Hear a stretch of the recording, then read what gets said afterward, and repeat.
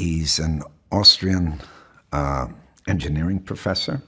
He's on his way to Turin to give a speech on the military uses of bakelite. He's a man that expresses opinions that are kind of offensive to some of the other passengers because he's very aware of place and hierarchies and race. And given that it's 1933 and he's quite buttoned down, quite serious guy, he's someone to watch, and I think he's a pretty good candidate when we're looking for, in this whodunit, he's a good who candidate. The role of the director is paralleled by the role that he's playing in the story, because as the director, he's the circus master, and he's setting the scene, and then he's telling everybody what they need to know, and then going forward in the story. And a similar thing happens in the story itself, because his character really takes hold of the situation and directs the events. So there's a parallel there. And he's quite amazing that him being in and outside of it was very fluid.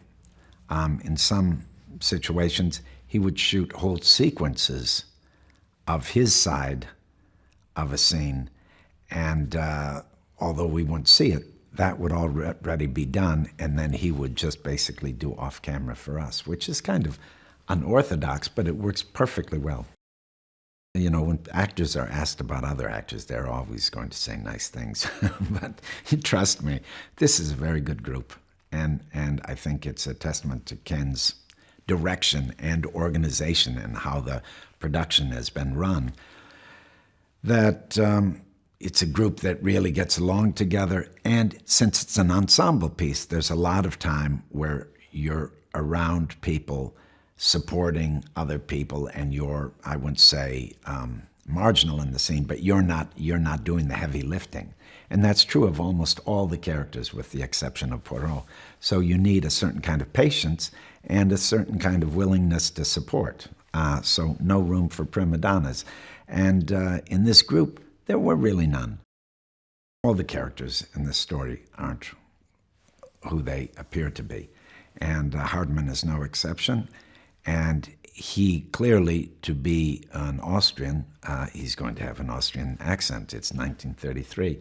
And it's got to be an Austrian accent that is good enough that he can pass without raising eyebrows, but is imperfect enough that Poirot, in fact, catches that it's not his real accent. So that's a condition for learning the accent. And then basically, a dialect coach helped do some beautiful research for me, found some good examples of Austrian accents, and then we kind of walked through the text. It's full of surprises, it's atmospheric, romantic, nostalgic, but also has an edge. It never really, while it has some fun with itself, I don't think it ever goes into kitsch or a goofiness, which I think was one of the things I noticed from the very beginning, and I spoke about with Ken after reading the script, and he was very happy that I understood that. So you can never promise until you see the film, but it's been great working on, and I think it'll be a really fun movie for a lot of people.